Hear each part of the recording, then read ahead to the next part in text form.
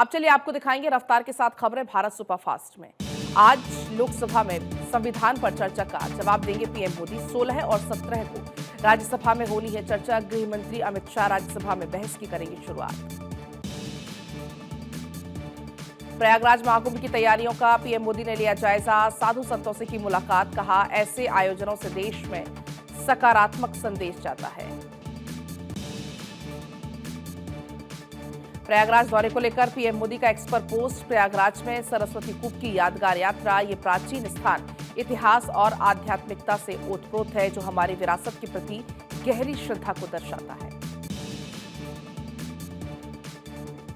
लोकसभा में संविधान पर चर्चा। रक्षा मंत्री राजनाथ सिंह ने चर्चा की शुरुआत की। कांग्रेस पर साधा निशाना, कहा कांग्रेस ने संविधान के बजाय सत्ता को चुना।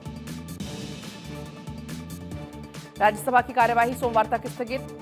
अविश्वास प्रस्ताव के मुद्दे पर राज्यसभा में हुआ जबरदस्त हंगामा। सभापति धनखड़ ने कहा विपक्ष ने संविधान की धज्जियां उड़ाई। आज से छत्तीसगढ़ के 3 दिवसीय दौरे पर गृह मंत्री अमित शाह नक्सल प्रभावित इलाकों का करेंगे दौरा। जगदलपुर में बस्तर ओलंपिक के समापन समारोह में भी होंगे शामिल। छत्तीसगढ़ सरकार के 1 साल पूरा होने पर रायपुर में कार्यक्रम का आयोजन। जेपी नड्डा ने जनसभा को संबोधित किया, कहा कांग्रेस मोदी जी का विरोध करते करते देश का विरोध करने लगी है। कांग्रेस लोगों का हक छीनकर मेवा खाने वाली पार्टी है।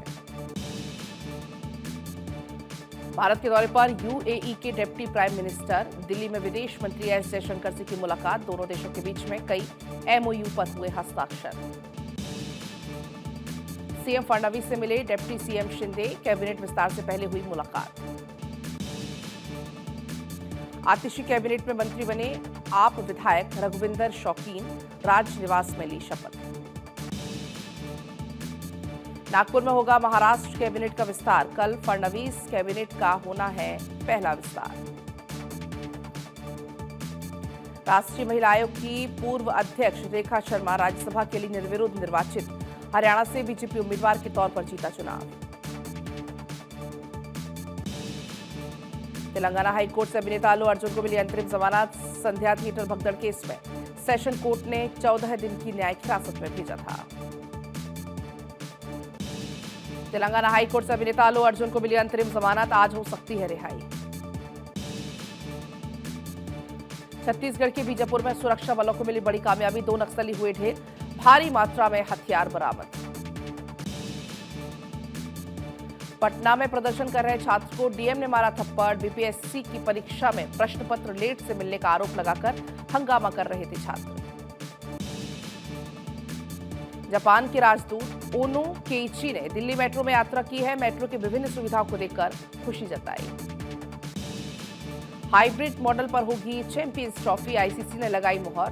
पाकिस्तान और दुबई में खेले जाएंगे मैच। भारत के सभी मैच दुबई में खेलने पर बीसीसीआई और पीसीबी में बनी सहमति। नागपुर में होगा महाराष्ट्र कैबिनेट का विस्तार। कल फडणवीस कैबिनेट का होना है पहला विस्तार।